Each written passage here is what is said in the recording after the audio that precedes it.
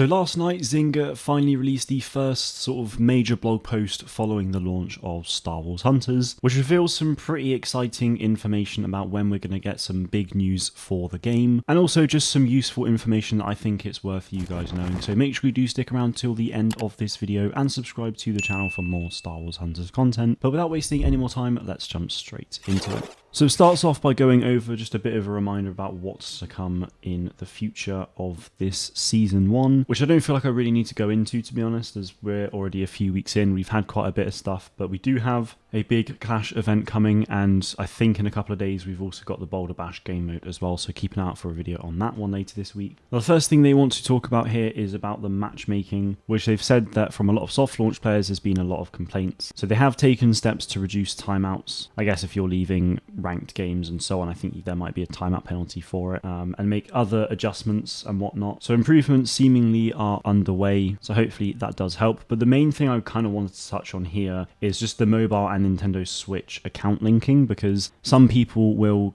connect their Switch using their Nintendo ID because it seems like the obvious thing to do, but then they'll log in on their phone, which you can't log in via Nintendo, which obviously makes it a bit difficult to account link. But thankfully what they have said is that if you are experiencing any issues, you can actually contact the player support team in order for your accounts to get linked. All you have to do is provide the player ID numbers for both accounts and state which one is which, and that means the player support team will be able to link your accounts, which is really good news. If you have got a Switch and you haven't played Hunters on it yet, but you have already played on the phone, my advice would just be, as it is saying here, just log in with the email address that you use on your phone. That's how I linked it straight away, just by using an email rather than a Nintendo Switch account, so I'd recommend doing it that way if you haven't. Now this goes on to a little bit more about the events coming up. So we've got a Raw Anger event coming out soon, which features damage hunters. Earn Your Place is a ranked mode sort of specific one. We've had that before in the soft launch. And then we've got the seasonal Clash event, which will be between Aaron Tool and Amara Vex, where we'll be randomly decided what team we are essentially supporting, which should be quite fun. And from all of these we'll be able to get Arena Pass XP, credits, crystals, fame and cosmetics, the usual stuff we've kind of already been getting in the events already, so that's definitely nice to see. What is also quite interesting here, which is a fun little fact that they've given us, is that they've already got almost 1,500 players to level 25 with Aaron Tool. I know some people who got him there on day one simply because of Hunter fame. I could have got him to level 25 straight away because I have over 220,000 Hunter fame, just because I never use it because I prefer grinding. But that is still a pretty cool stat to know, and I'll be curious to see if we can get that number at the end of the season. But the final thing that I